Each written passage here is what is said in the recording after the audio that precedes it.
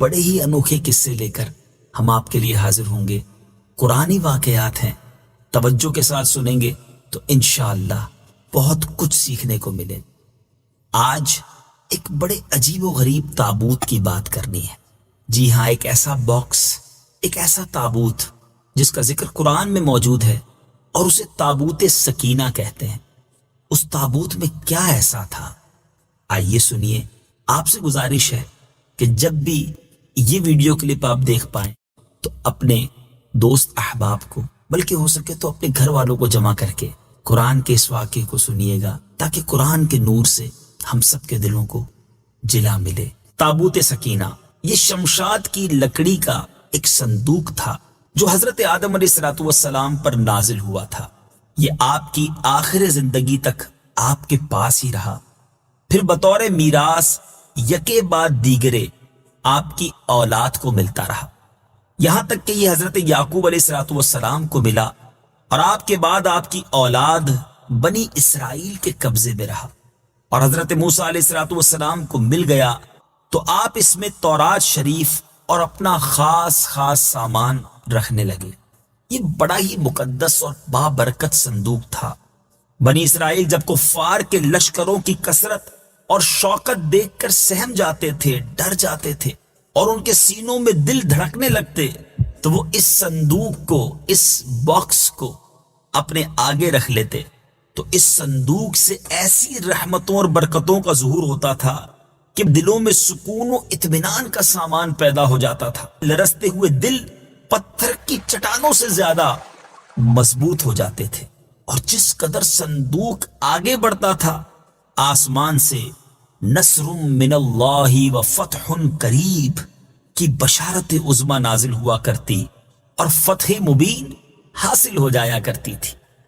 جی ہاں، بنی اسرائیل میں جب کوئی اختلاف پیدا ہوتا تھا تو لوگ اسی صندوق سے فیصلہ کراتے تھے۔ صندوق سے فیصلے کی آواز اور فتح کی بشارت سنی جاتی تھی۔ بنی اسرائیل اس صندوق کو اپنے آگے رکھ کر اور اس کو وسیلہ بنا کر دعائیں مانگتے تھے، تو ان کی دعائیں قبول ہوتی تھیں، اور بلاؤں کی مصیبتیں اور وباؤں کی آفتیں ٹل جایا کرتی تھیں۔ الغرض یہ صندوق بنی اسرائیل کے لیے تابوت سکینہ، یعنی برکت و رحمت کا خزینہ اور نصرت خداوندی کے نزول کا نہایت مقدس اور بہترین ذریعہ تھا۔ مگر جب بنی اسرائیل طرح طرح کے گناہوں میں ملوث ہو گئے اور ان لوگوں میں عصیاں کی، یعنی گناہوں کی سرکشی کا دورہ ہو گیا، تو ان کی بدعمالیوں کی نحوست کی وجہ سے اللہ عز و جل کی طرف سے یہ غضب نازل ہوا کہ قوم عمالقہ کے کفار نے ایک لشکر جرار کے ساتھ ان لوگوں پر حملہ کر دیا۔ ان غیر مسلموں نے بنی اسرائیل کا قتل عام کر کے ان کی بستیوں کو تاخت و تاراج کر ڈالا، عمارتوں کو توڑ پھوڑ کر تہس نہس کر ڈالا، اور اس متبرک صندوق کو بھی اٹھا کر لے گئے۔ اس مقدس تبرک کو نجاستوں کے کوڑے خانے میں پھینک دیا۔ لیکن اس بے ادبی کا قوم عمالقہ پر یہ وبال پڑا کہ یہ لوگ طرح طرح کی بلاؤں اور بیماریوں کے ہجوم میں جھنجھوڑ دیے گئے۔ چنانچہ قوم عمالقہ کے 5 شہر بالکل برباد اور ویران ہو گئے، یہاں تک کہ ان بے ایمانوں کو یہ یقین ہو گیا کہ یہ صندوق رحمت کی بے ادبی کا عذاب ہم پر پڑ گیا ہے۔ تو ان کافروں کی آنکھیں کھل گئیں، چنانچہ ان لوگوں نے اس مقدس صندوق کو ایک بیل گاڑی پر لاد کر بنی اسرائیل کی بستیوں کی طرف روانہ کر دیا۔ پھر اللہ تعالیٰ نے 4 فرشتوں کو مقرر فرما دیا جو اس مبارک صندوق کو بنی اسرائیل کے نبی حضرت شمویل علیہ السلام کی خدمت میں لائے۔ اس طرح پھر بنی اسرائیل کی کھوئی ہوئی نعمت دوبارہ ان کو مل گئی، اور یہ صندوق ٹھیک اس وقت حضرت شمویل کے پاس پہنچا جبکہ حضرت شمویل علیہ السلام نے طالوت کو بادشاہ بنایا تھا، اور بنی اسرائیل طالوت کی بادشاہی تسلیم کرنے پر تیار نہیں تھے، اور یہی شرط ٹھہری تھی کہ مقدس صندوق آ جائے تو ہم طالوت کی بادشاہی تسلیم کر لیں گے۔ اس مقدس صندوق میں حضرت موسیٰ علیہ السلام کا عصا اور ان کی مقدس جوتیاں، اور حضرت ہارون علیہ السلام کا عمامہ، حضرت سلیمان علیہ السلام کی انگوٹھی، تورات کی تختیوں کے چند ٹکڑے، کچھ منو سلوا، اس کے علاوہ حضرت انبیاء کرام علیہ الصلوۃ والسلام کی صورتوں کے حلیے وغیرہ، یہ سب سامان اس میں تھے۔ میٹھے میٹھے اسلامی بھائیوں، آپ جاننا چاہیں گے کہ قرآن مجید فرقان حمید میں اس صندوق کا، اس تابوت سکینہ کا تذکرہ کہاں اور کیسے موجود ہے؟ چنانچہ پارہ 2 سورہ بقرہ آیت نمبر 248 میں ارشاد ہوتا ہے،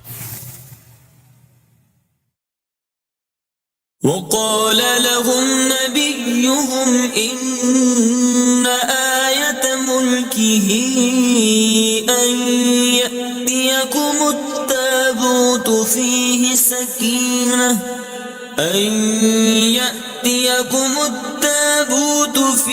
سكينة من ربكم وبقية مما ترك آل موسى وآل هارون تحمله الملائكة إن في ذلك لآية لكم إن كنتم مؤمنين۔ ترجمہ، اور ان سے ان کے نبی نے فرمایا،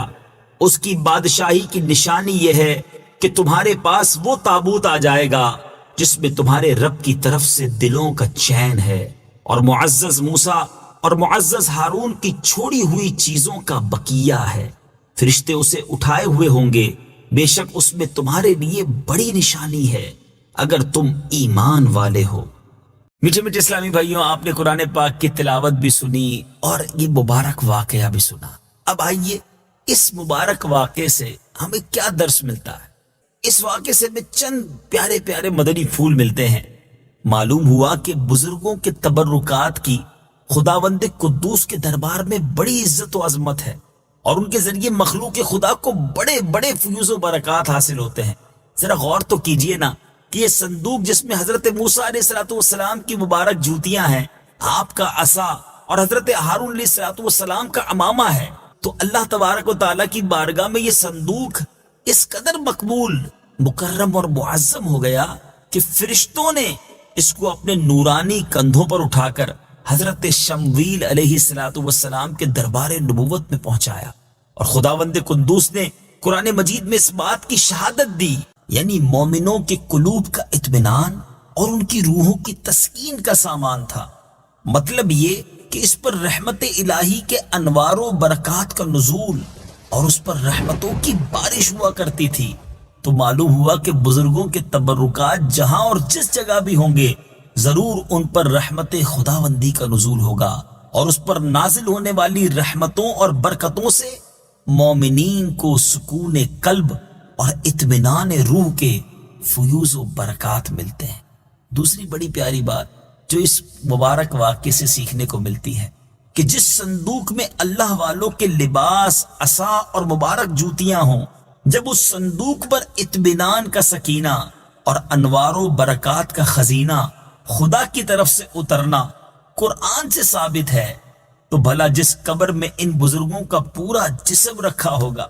ان قبروں پر رحمت و برکت اور سکینہ اور اطمینان کیا نہیں اترے گا؟ ہر عاقل انسان جس کو خداوند عالم نے بصارت کے ساتھ ساتھ ایمانی بصیرت بھی عطا فرمائی ہے، وہ ضرور اس بات پر ایمان لائے گا کہ جب بزرگوں کے لباس اور ان کی جوتیوں پر سکینہ اور رحمت کا نزول ہوتا ہے، تو ان بزرگوں کی قبروں پر بھی رحمت خداوندی کا خزینہ ضرور نازل ہوگا۔ اور جب بزرگوں کے مزارات پر، ان کی قبروں پر رحمتوں کا نزول ہوتا ہے، تو جو مسلمان ان مقدس قبروں کے پاس حاضر ہوگا تو ضرور اس پر بھی بارش انوار رحمت کے چند قطرات برس ہی جائیں گے، کیونکہ جو موسلا دھار بارش میں کھڑا ہوگا ضرور اس کا کپڑا اور بدن بھیگے گا، جو دریا میں غوطہ لگائے گا ضرور اس کا پانی اس کے بدن کو تر کرے گا، جو عطر کی دکان پر بیٹھے گا تو ضرور اس کی خوشبو نصیب ہوگی۔ تو ثابت ہو گیا کہ جو مسلمان بزرگوں کی قبروں پر اچھی نیتوں کے ساتھ حاضری دیں گے، ضرور وہ فیوز و برکات کی دولتوں سے مالا مال ہوں گے، اور ضرور ان پر خدا کی رحمتوں کا نزول ہوگا، جس سے ان کے مصائب و آلام دور ہوں گے، اور دین و دنیا کے فوائد اور منافع حاصل ہوں گے۔ اور تیسرا مدنی پھول جو اس واقعے سے سیکھنے کو ملتا ہے کہ جو لوگ بزرگوں کے تبرکات یا ان کی قبروں کی بے ادبی کریں گے وہ ضرور قہر قہار اور غضب جبار میں گرفتار ہوں گے، کیونکہ قوم عمالقہ نے اس صندوق کی بے ادبی کی تھی۔ ان پر ایسا قہر الہی ٹوٹا کہ وہ بلاؤں کے ہجوم سے بلبلا اٹھے،